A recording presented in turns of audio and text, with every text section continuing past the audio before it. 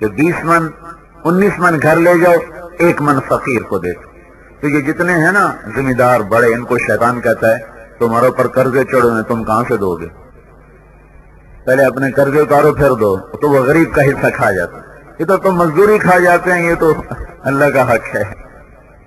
ہاں، مزدوری کھانے سے رزق ناپاک ہو جاتا. مزدوری رش ہاری کو اس کا حق نہ ملا تو دانا دانا سیاہ ہو جائے گا اور دانا دانا بے برکت ہو جائے گا. اور اس میں سے زکات نہ نکلی، ایک پیسے کی زکات ہے جو روپے کی شکل میں، ایک ان فصلات کی زکات ہے جو غلے کی شکل میں.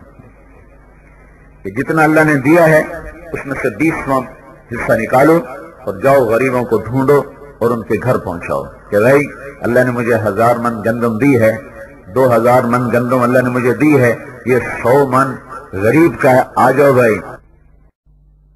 بنائے ایک میں نیت کی کہ میں نے اس میں عشر نہیں دینا، دوسرے پلاٹ میں نیت کی کہ جو ضیاء الحق کا عشر ہے وہ دینا ہے، تیسرے میں نیت کی جو اللہ کا عشر ہے وہ دینا ہے.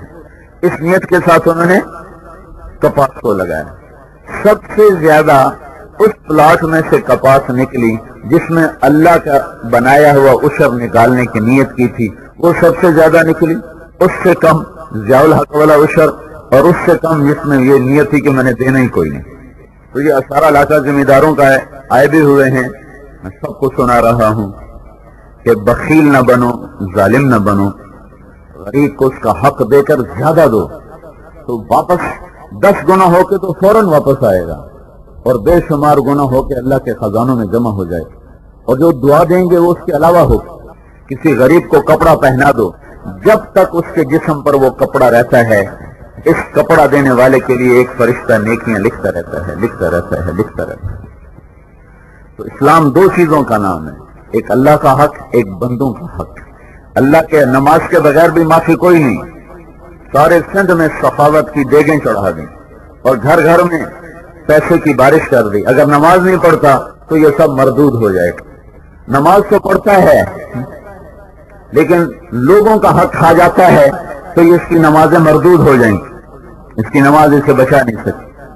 کسی کے 4 آنے 25 پیسے کھا گیا تو 700 نمازیں دینی پڑیں گی اللہ کے دربار.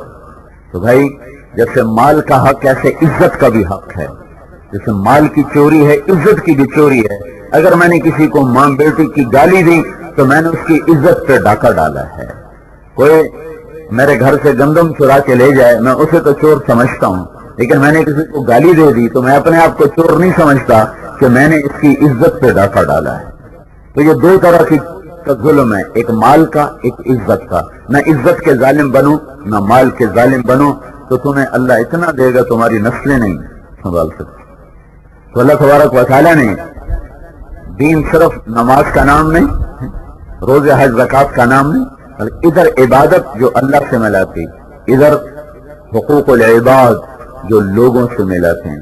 جس میں میں کہہ رہا تھا کہ اگر تمہیں بولنا نہیں آتا تو میٹھا بول نہیں سکتے تو مسکرا کے دیکھ دو، یہ بھی صدقہ ہے. اور اللہ نے رزق دیا ہے تو خرچ کرو، جس کا آخری درجہ زکات 2.5% اور مال ہے اور فصلات میں ہے 20واں حصہ کہ اس میں 20 کا 1 من تلاش کرو، پہنچاؤ. اس کو اللہ لوٹا کر اللہ آپ کی زمینوں میں برکت دے گا، موسموں میں برکت دے گا. لوگوں کی فصلیں طوفان سے خراب ہوں گے، تم پہ طوفان نہیں آئے گا. ہمارے دوست تھے سردار ظہور خان لغاری رحمت اللہ علیہ، ہماری جماعت میں چلتے تھے. ان کا علاقہ ڈیرہ غازی خان چوٹی اور اس کے پیچھے یہ پہاڑ ہیں، فورٹ منرو کے پہاڑ ہیں. جب بارشیں زیادہ ہوں تو پہاڑوں سے پانی آتا ہے، جیسے سیلاب بنتا ہے اور ساری فصلوں کو بہا کے لے جاتا ہے. تو ان میں یہ ظہور خان تھے، یہ اپنی پورا عشر ادا کیا کرتے تھے. تو اس سال ہوئی بارشیں اور اوپر سے طوفان آیا پانی کا اور یہ سامنے جا رہا ہے. یہاں ان کے 100 ایکڑ کپاس لگی ہوئی ہے، 100 ایکڑ کپاس لگی ہوئی ہے. وہ پانی یوں آیا اور جب ظہور خان کی زمین آئی تو اس نے یوں منہ موڑا، یوں رخ موڑا اور یوں ہوتا ہوا 100 ایکڑ کو چھوڑ کر پھر آگے ہر شہر تباہ کر کے چلا گیا. پورے علاقے میں سارے لغاریوں کی ایک ایک بوٹا اللہ تعالیٰ نے اکھاڑ دیا اور ظہور خان کا ایک پتا بھی نہیں گرا کہ وہ اللہ کا حق دیتا تھا. اللہ نے پانی کو کہہ دیا ادھر سے ہٹ جا، یہ میرے غریبوں کا خیال کرتا ہے. تو یہ ہماری فصلوں کو بیماریاں لے جاتی ہیں، موسم لے جاتا ہے، وہ ہم برداشت کرتے ہیں، لیکن شیطان ہمیں 20واں حصہ نہیں دینے دیتا کہ میرے اوپر تو قرضہ ہے، میرے تو خرچے بہت زیادہ ہیں، میں کہاں سے ادا کروں.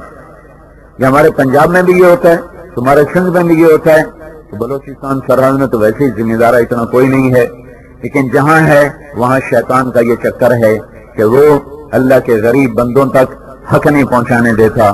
اپنا جتنا مرضی خرچ کر لیں، غریبوں پہ خرچ کرنے کے لیے ہاتھ بند ہو جاتا ہے. یہ ساری اخلاق کی چیزیں ہیں جو میں آپ کے سامنے مختصر وقت میں بتانے کی کوشش کر رہا ہوں. ایک دوسرے کے حقوق کا خیال کرنا، جانی حقوق بھی، مالی حقوق بھی.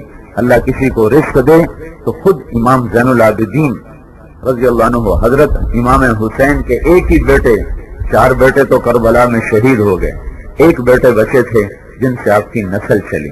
تو اللہ تعالیٰ نے ان کو بہت رزق دیا، بعد میں بہت رزق دیا. جب ان کا انتقال ہوا تو ان کی کمر پہ دیکھا نشان تھے، جیسے مزدور بوریاں اٹھاتے ہیں تو کمر پہ نشان پڑ جاتے ہیں، تو ان کی کمر پہ نشان تھے بوریاں اٹھانے کے، غسل دیتے ہوئے پتہ چلا. تو سارے لوگ بڑے حیران ہوئے کہ یہ تو دین دنیا کے بادشاہ تھے، تو یہ مزدوروں کا نشان ہوتا ہے، یہ یہاں کیسے ہے؟ تو پھر پتہ چلا ان کے خاص خادم سے کہ 100 گھروں کا خرچہ اٹھایا ہوا تھا. 100 گھروں کو خود بوریاں رات کو بھرتے تھے اور اپنی کمر پہ اٹھا کر جاتے تھے اور ان کے گھر میں پھینک کے آ جاتے تھے. مرتے دم تک کسی کو نہیں پتا چلا کہ ہمیں کون خرچہ پہنچاتا تھا.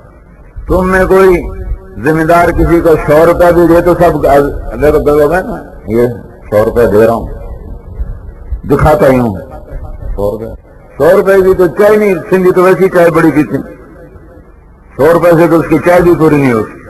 تو امام زین العابدین 100 گھروں کا خرچہ اٹھاتے رہے اور مرتے دم تک کسی کو پتہ نہ چلا. تو یہ سارے حقوق ہیں میرے بھائیوں جس سے زندگی خوبصورت بنتی ہے. اور یہ نکاح ہے تو اس نکاح کے لحاظ سے میں نے بات کی، یہ ہمارا اپنا بچہ ہے.